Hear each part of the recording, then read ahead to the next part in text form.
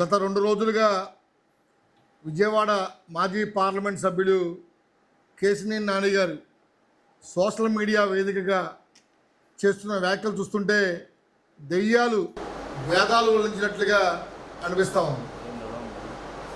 ఎందుకంటే ఆయన విజయవాడ పార్లమెంట్ సభ్యుడిగా ఉన్నప్పుడు 2019 నుంచి 24 వరకు ఈ రాష్ట్రంలో ఇసుక అందుబాటులో లేక 64 మంది భవన నిర్మాణ కార్మికులు ఆత్మహత్య చేసిన సంఘటన ఆయన గుర్తురాలని పడుతూ ఉన్నారు.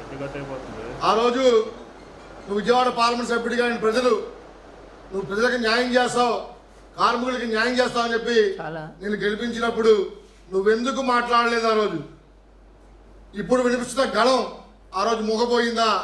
ఏమైంది పడుతూ ఉన్నాం మేము. ఆ రోజు జగన్మోహన్ రెడ్డి ఇసుకని మాఫియా చేసి ఇతర రాష్ట్రాలు తరలిస్తున్నప్పుడు, రాష్ట్రంలో అందుబాటులో లేకుండా చేస్తున్నప్పుడు నువ్వేం చేస్తావని పడుతూ ఉన్నావు.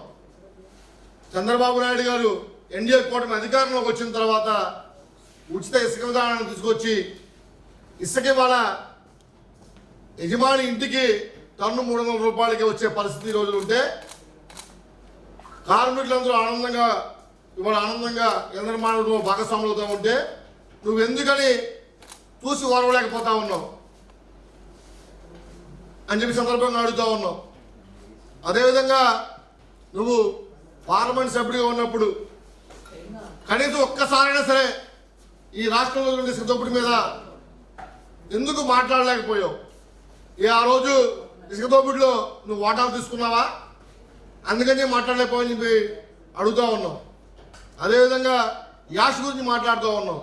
ఆ రోజు జోగి రమేష్తో కలిసి ఆయన వ్యాపార భాగస్వామిగా నువ్వు చేసిన అరాచకాలు విజయవాడ పార్లమెంట్ ప్రజలు ఎవరు కూడా మర్చిపోలా.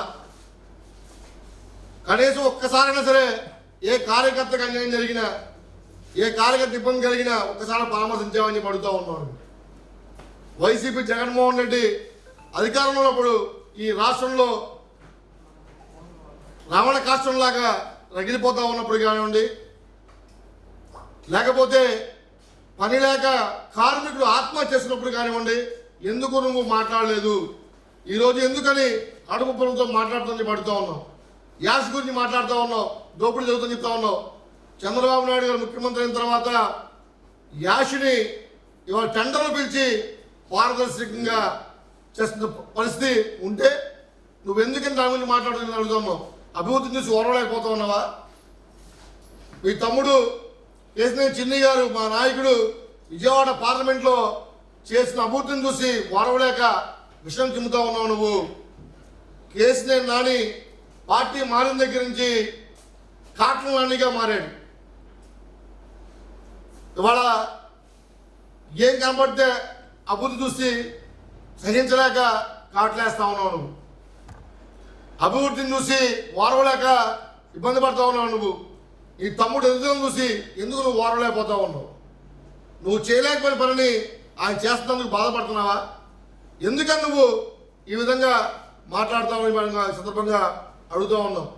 ఇప్పటికైనా బుద్ధి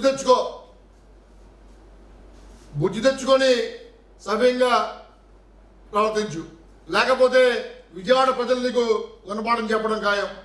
మరీ ముఖ్యంగా కేశినేని నాని, నువ్వు విజయవాడ పార్లమెంట్లో 10 సంవత్సరాల పాటు పార్లమెంట్ సభ్యుడిగా ఉండి ఎవడో పుట్టిన బిడ్డకి నేను తండ్రిని చెప్పిన పరిస్థితి గతంలో మేము చూసాం నిన్ను. ఎందుకంటే మన తొట్టుకూరి ఫ్లైఓవర్ ఆ రోజు బుద్ధయంగన గారి నాయకత్వంలో విజయవాడ నగరంలో ఉద్యమాలు జరిగి చంద్రబాబు నాయుడు వచ్చిన నిర్మాణం చేస్తారని ఆయన ఇచ్చిన మాట ప్రకారం నిర్మాణం చేస్తే అదేదో నువ్వేదో పగలబట్టి సాధించడానికి మళ్ళీ చెప్పుకున్నావు. ఆ 10 సంవత్సరాల పాటు తెలుగుదేశం పార్టీ కార్యకర్తలు, నాయకులు అందరూ కూడా పార్టీ నాయకుడిగా నిన్ను భుజాలకెత్తుకొని మోసారు. కానీ నువ్వు వాళ్ళని ఒక్కళ్ళైనా సరే నువ్వు ఆదుకున్నావని చెప్పి సందర్భంగా అడుగుతూ ఉన్నావు.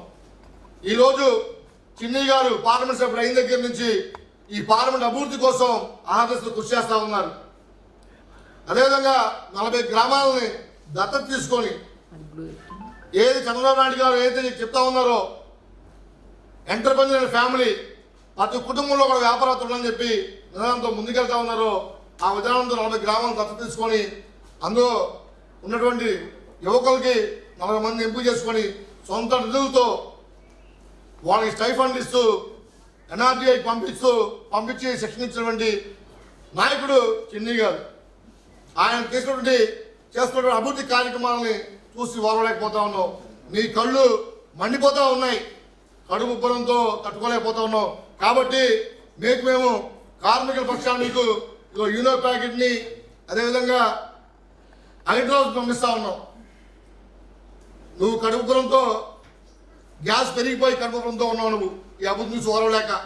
కాబట్టి నీకు యూనో ప్యాకెట్ నీకు పార్సల్ చేస్తా ఉన్నావు.